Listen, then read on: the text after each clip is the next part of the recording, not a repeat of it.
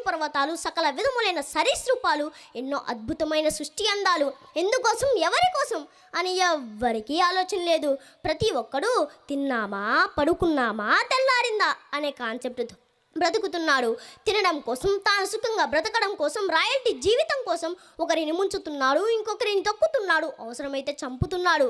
అరే మామ, మనం జిందగీలో బిందాస్గా బతకాలంటే మనం ఒకరిని పట్టాలి, వంగాలి, లొంగాలి అని కాదురా మామ. మనం ఒకరిని తొక్కాలి, నెట్టాలి, కొట్టాలి, అవసరమైతే పిక్ నొక్కాలి. అరే అప్పుడే రాబాయ్ మనం ఈ దునియాలో బతికేడిది.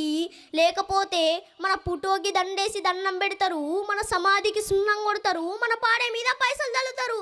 అందుకే ఏసేసై ఎవ్వడడ్డొచ్చినా, నొక్కేసై ఎవ్వడేమన్నా, ముంచేసై ఎవ్వడే కొడుకునైనా. దునియాల బతికేడిది 4 దినాలే. తిన్నామా, పడుకున్నామా, తెల్లారిందా, గంతే ఉండాలి మన జీవితం. పొద్దున్నే చూశామా, మధ్యాహ్నం మోసం చేశామా, సాయంత్రం మందేశామా, ఇంటికి వచ్చి తొంగున్నామా. తిన్నామా, పడుకున్నామా, తెల్లారిందా, ఇదే రాబాయ్ జీవితం. దీనికోసం పాపం చేస్తావా, చేసేయి. మోసం చేస్తావా, చేసేయి. వేషం మారుస్తావా, మార్చేయి. పాపం చెయ్యడంలో దునియాని ఏలై అని డబ్బులిచ్చి ఒకడు వ్యభిచారం చేస్తున్నాడు, ఆ డబ్బు కోసమే ఇంకొకడు నరహత్య చేస్తున్నాడు, లంచం అడిగి ఇంకొకడు అవినీతి చేస్తున్నాడు, కామం మరీ ఒకరిని పాడు చేస్తున్నాడు, అత్యాశ కలిగి దొంగతనం చేస్తున్నాడు, కోట్ల అబద్ధాలు, హాస్పిటల్లో మోసాలు, రాజకీయాల్లో నేరాలు, తప్పు మీద తప్పు చేస్తూ ఆ తప్పును తప్పించుకోవడానికి మళ్ళీ మళ్ళీ తప్పు చేస్తూ దురాశ ఘోరమై, ఘోరము నేరమై, నేరం పాపమై, పాపం పరిపక్వమై ఏమవుతుందో తెలుసా?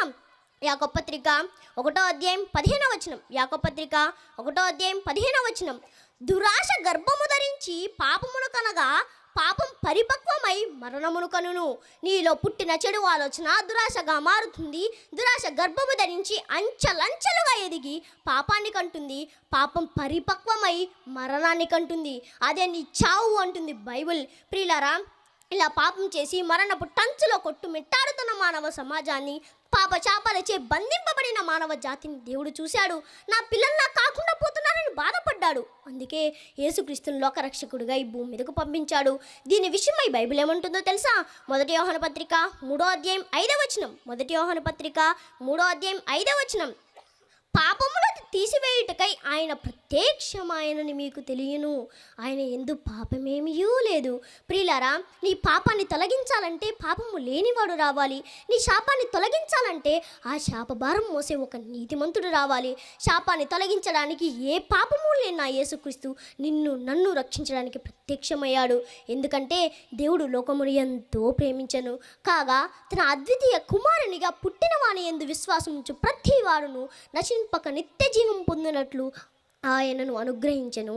ప్రియులారా, యేసుక్రీస్తు నన్ను రక్షించడానికి తనను తాను తగ్గించుకున్నాడు.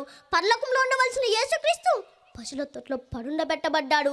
దేవునితో నడవలసిన వాడు పాపుల కోసం పస్తులున్నాడు. ఆకలితో ఉన్నవారికి అన్నం పెట్టాడు. పరలోకం చేరడానికి వాక్యం చెప్పాడు. చనిపోయిన వారిని బ్రతికించాడు. ఎంతోమందిని స్వస్థపరిచాడు. భక్తి మార్గాన్ని విప్పి చెప్పాడు. ముక్తి మార్గానికి దారి చూపాడు. అయినా ఈ లోకం యేసుక్రీస్తును ప్రేమించలేదు. ఆయన ప్రేమను గుర్తించలేదు.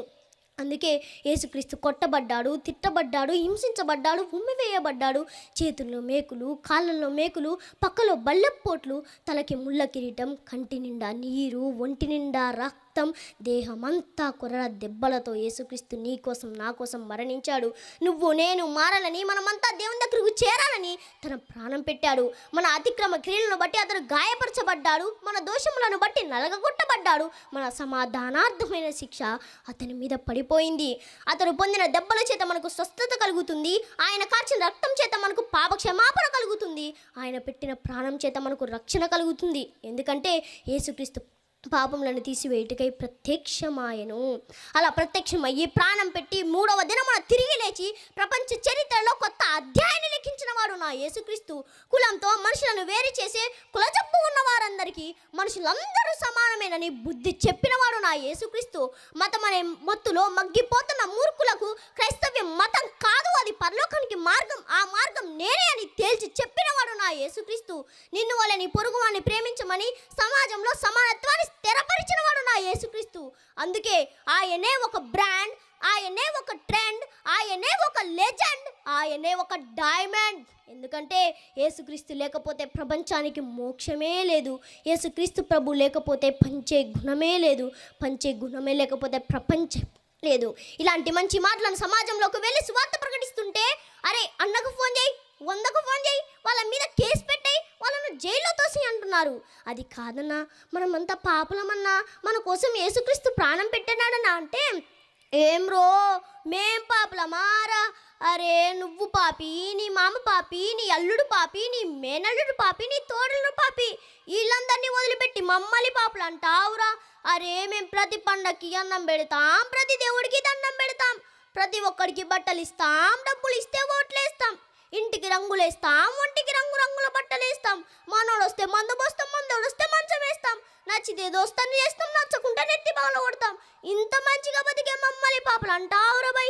ఏ ఊరా నీది? ఏండొచ్చినారా నువ్వు? ఇంకోసారి పాపలు అన్నావో మూతి బొక్కలు ఎరగొడతా బిడ్డ అని క్రైస్తవులను అవమానిస్తున్నారు. ప్రియులారా, ఇట్లా క్రైస్తవులను అవమానించేటోళ్ళకి నేను ఒకటి చెప్పాలా, నీ ఉడత ఊపుళ్ళకి తాటాకి చప్పుళ్ళకి భయపడేదే కాదురా బై క్రైస్తవ్యం.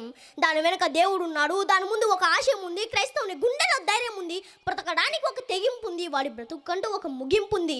ఈ లోకంలో ఎన్నో విప్లవాలు పుట్టాయి, పెరిగాయి, చచ్చాయి, కానీ పుట్టుకే తప్ప మరణం లేనిది ఒకే ఒక్క విప్లవం, అది నా యేసు విప్లవం.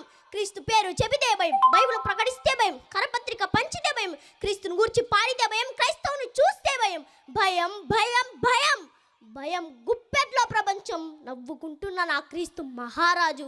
ప్రియులారా, సువార్త విషయమై హింసించబడు వారి గురించి దేవుడు ఏమన్నాడో తెలుసా? మత్తయి సువార్త 5వ అధ్యాయం 3 నుండి 12 వచనాల వరకు. మత్తయి సువార్త 5వ అధ్యాయం 3 నుండి 12 వచనాల వరకు. ఆత్మ విషయమై దీనులైన వారు ధన్యులు, పరలోక రాజ్యము వారిది.